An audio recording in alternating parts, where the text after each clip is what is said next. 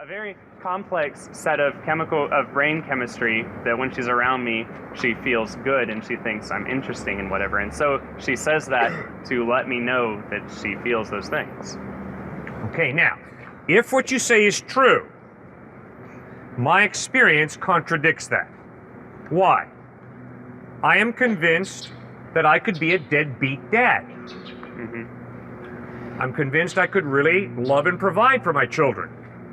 My experience is I don't have to do either. Second point, I am convinced to the root of my being that I could be unfaithful to my wife and I could commit adultery. Mm-hmm. Or I can choose to be faithful and loyal to my wife. Right. Okay, that's life as I experience it. Mm-hmm. That's why I cannot buy the worldview that says we are just complex biochemical reactions. I can't buy the worldview that says determinism wins the day. Not only that, think about the legal system in the United States, right? Little dude comes around the corner of the building. Balding, little gray hair, big stack of books under his arms. I haul back and hit the guy as hard as I can. I'm hauled into a court of law. The judge says, "Cliff, what are you doing? Why'd you hit the guy?" I said, "Wait, Your Honor, when I was a little kid, my dad abused me. And my dad had a balding head and he had little gray hair. And every time he'd abuse me, Your Honor, he'd take up a big book and just cream me over the head with it. Mm-hmm. And this guy just so reminded me of my dad that due to the influences of my environment, I had to hit him." Fortunately, the legal system in the United States is not based on that worldview. Fortunately, the legal system in the United States is based on, no, Cliff, you have a soul, you have a free will, and guess what, Cliff? You're responsible for smacking that professor. I'm sorry that your father abused you, but you still have a free will, and we're going to put you into jail for smacking that professor.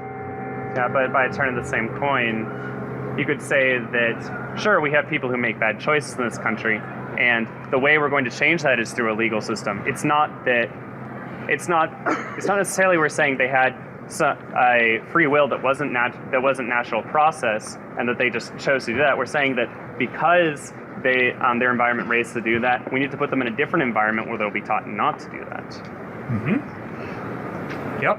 And through physical process, then people, at least in theory, become better people through the system. Yeah. My experience as a parent is that my children have a free will, meaning by that, they got the same mom and dad, they got the same environment, they go to the same schools, but man, they are radically different. Mm-hmm. So that's why I'm convinced, because of that kind of evidence, that indeed there is a soul, a personality that we have. Yeah, but couldn't that be attributed to genetics? Yep, you can always reduce anything, right? Right. You can always reduce things. Right. But Alex, my experience in life is that's very dangerous. Why? Because a key part of your life is going to be standing in wonder that she really loves you and that she wants to be faithful to you. Mm-hmm. And if you reduce her love for you, if you reduce her faithfulness to you as being, well, it's simply a biochemical reaction, you're going to miss a big part of life. See, I'm convinced. I don't think that's true. I think you can know that it's that way. You can know that all of this came about from the natural process, from the Big Bang. Billions of years later, we have this. And at the same time, you can say it's still beautiful. I can still appreciate it. I can still enjoy it to the fullest extent as any human being, even though knowing that at the atomic level it goes on in this way. Are you being honest with yourself? I think so. I think the natural process is beautiful, and when it's extremely complex, it's all the more beautiful.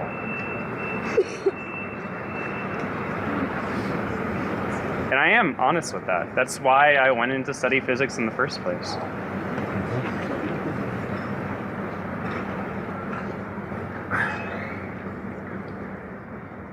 Orgasm is orgasm. Why on earth it's got to be with one woman? Because you're loyal to her? Because you love her? If that is just a physical chemical process, then why not have orgasm with many different women? Because it would be a negative chemical process for me to see her hurt if she ever found out about it.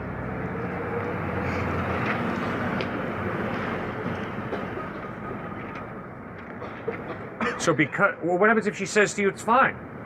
Well, for certain people, that works for them, and I don't really know if I have a basis to judge them. I haven't thought about it very hard, but I don't know if I do or not.